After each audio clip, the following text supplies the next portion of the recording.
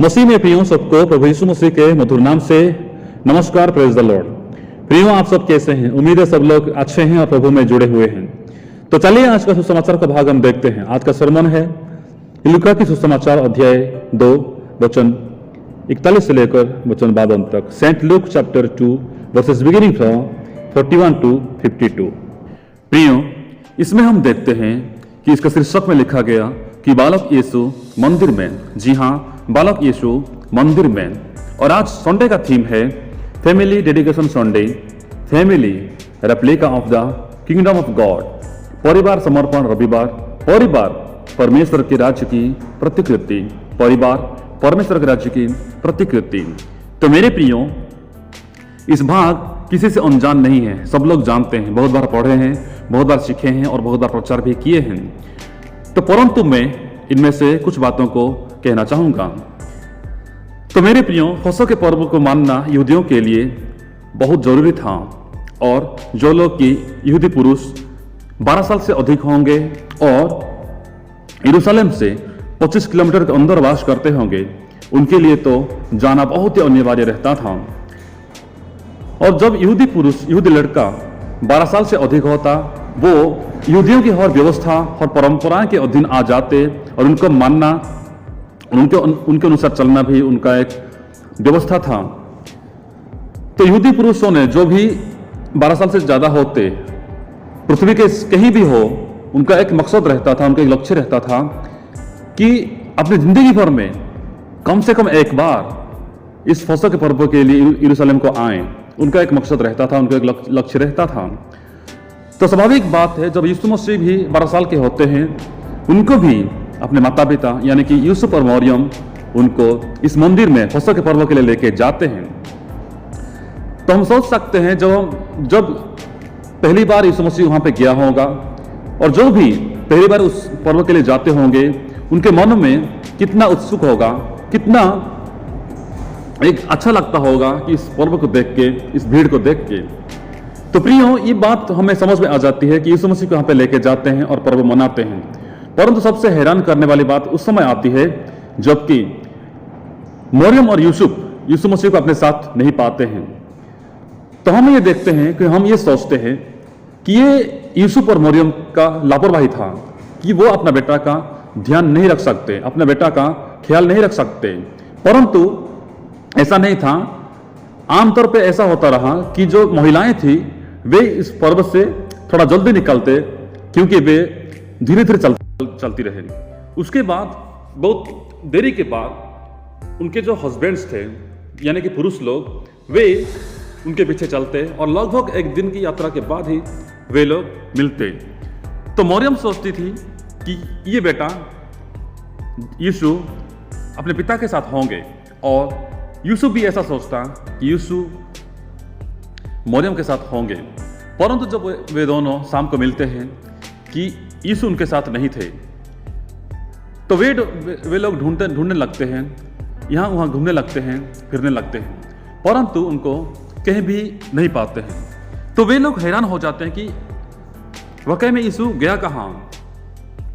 तो वे लोग ढूंढ के परेशान होकर, घबरा के फिर वापस लौटते हैं यरूशलेम को। यहाँ सबसे अजीब सा सीन उनको दिखाई देता है, एक हैरान करने वाली दृश्य उनको दिखाई देता है। तो यीशु मसीह बहुत से पंडितों के बीच में, बहुत से उपदेशकों के बीच में बैठ के बातचीत करते हैं और उनको सवाल पूछते हैं और सवालों का जवाब ढूंढते हैं। ये उनको दिखाई देता है। तो यहाँ पर हम जब पढ़ते हैं यीशु मसीह उनको सवाल जो पूछते हैं, हम सोचते हैं कि यीशु मसीह उनसे सीनियर्स थे, पंडित थे, जो भी उपदेशक थे, उनसे उनके साथ बातचीत करता है कि उनसे वो हावी होता है, यानी कि उनके ऊपर वो डोमिनेट करता है। जी नहीं, यीशु मसीह का एक ऐसा था कि वो अपना ज्ञान को, अपना जो नॉलेज को बढ़ाने के लिए उनका बहुत इच्छा रहता था। इसलिए वो उनका जो संदेह था, उनके जो डाउट्स थे, उनके जो सवाल थे, वो उन पंडितों को, उन उपदेशकों को पूछता और उनसे सवालों का जवाब ढूंढता। और ये आमतौर था कि जो भी सनहेद्रिन था, यहूदी काउंसिल था, उनका ऐसा होता रहा कि जो भी फसह का पर्व होगा, जो व्यक्ति, जो यहूदी पुरुष कुछ डाउट्स लेके आते, कुछ बातों को सीखना चाहते, सुनना चाहते थे, उनके लिए एक ये बैठक होता कि वो लोग सब लोग बैठ के बातचीत करते और जिनका भी जो समस्या है, जो भी संदेह है, जो डाउट होंगे, वो सबके साथ बांटे और सबको कुछ सीखने के लिए मिले। ये होता रहा। सनेद्रिन का एक ये परंपरा था कि वे लोग थियोलॉजिकल या बिब्लिकल या जो भी रिलीजियस बात थे उनको वे बात करते। तो ये कुछ हैरान करने वाली बात नहीं थी, लेकिन यीशु मसीह का जो पूछने का तरीका था, जो क्वेश्चन पूछ रहे थे, वे सबको हैरान कर रहा था कि इतना गहराई का जो सवाल थे वे कैसे पूछ रहे हैं। तो मेरे प्रियो, मरियम और यूसुफ उसको देख के घबरा जाते हैं। तो मरियम कहती है कि हे पुत्र, तूने हमसे क्यों ऐसा व्यवहार किया? देख, तेरा पिता और मैं कूदते हुए तुझे ढूंढते थे। तो मेरे प्रियो, जाहिर सी बात है कि जब एक बेटा जो कि 12 साल का है, महज 12 साल का है, वो अपने माता पिता के साथ नहीं मिलता, तो वे लोग जरूर हैरान होते हैं और ढूंढने लगते हैं। वैसे ये भी ढूंढे, और जब ये कहती है कि हम तुझे कितना ढूंढ रहे थे, तो हमसे ऐसा क्यों व्यवहार किया, ऐसा क्यों हमसे वार्तालाप किया, तो यीशु मसीह उनको जो कहते हैं वो हमें सुनना जरूरी है। यीशु मसीह कहते हैं, तुम मुझे क्यों ढूंढते थे? तुम मुझे क्यों ढूंढते थे? क्या नहीं जानते थे कि मुझे अपने पिता के भवन में होना अवश्य है? तो मेरे प्रियो, मरियम कहती है कि मैं और तेरा पिता, लेकिन यीशु मसीह कहते हैं कि क्या तुम नहीं जानते कि मुझे अपने पिता के भवन में होना अवश्य है?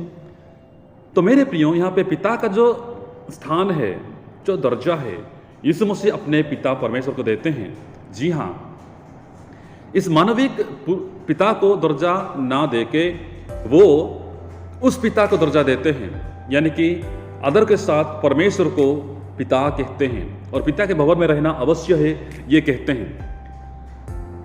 तो हम सोच सकते हैं कि यीशु मसीह अपने पिता को कितना मानते थे, यानी कि परमेश्वर को कितना मानते थे। बचपन से वो अपने पिता परमेश्वर के हर वचन, हर आज्ञाओं के अनुसार चलने वाले थे और मानने वाले थे। हम सोचते हैं कि यीशु मसीह एक धार्मिक पुरुष थे, एक धर्म कर्म करने वाले थे, और वो महान व्यक्ति थे, महान पुरुष थे। मेरे लिए मैं कहना चाहूंगा, यीशु मसीह इसलिए महान थे क्योंकि वो अपने पिता के हर एक बातों को मानने वाले थे, मानते थे और उनके अनुसार चलते थे, और उनका हर एक बातों को, हर एक आज्ञा को मान के उनके अनुसार चलते थे, इसलिए वो महान थे। तो प्रिय, हम देखते हैं कि वो अपना जो पिता का दर्जा है, जो स्थान है, वो पिता परमेश्वर को देते हैं। उसके बाद अपने मानव पिता यानी कि यीशु को देते हैं। तो आज भी हम सोचें, हम किसको पिता के रूप में मानते हैं? यानी कि ये भी हमारे पिता है, लेकिन सबसे पहला, सबसे बड़ा और सबसे ऊपर पिता है हमारा परमेश्वर। अगर हम उनको पिता के रूप में मानते हैं तो हम अपने मानव पिता को भी पिता के रूप में मानेंगे, क्योंकि जो किसी को पिता के रूप में मानता है, पिता का कभी भी वो अनादर नहीं करेगा, पिता को कभी भी वो अवज्ञा नहीं करेगा, उनका बातों को उल्लंघन नहीं करेगा, यानी कि पिता की बातों को मानेगा। तो वैसे ही अगर हम उस पिता परमेश्वर को पिता के रूप में मानते हैं, तो हम भी उसका सब हर बातों को मानना जरूरी है, क्योंकि परमेश्वर का वचन कहता है कि यहोवा का भय मानना बुद्धि का मूल है। इसका मतलब क्या है? इसका मतलब ये है, अगर हम परमेश्वर को पिता के रूप में मानते हैं, यहोवा को मानते हैं, तब हम उसका हर वचन को मानेंगे और वचन के अनुसार चलेंगे। जी हाँ, यस मेरे प्रियो, तो हम वचन के अनुसार चलेंगे, वचन को मानेंगे। तो नीचे लिखा गया कि यीशु बुद्धि और डिलडोल में और परमेश्वर और मनुष्यों के अनुग्रह में बढ़ता गया।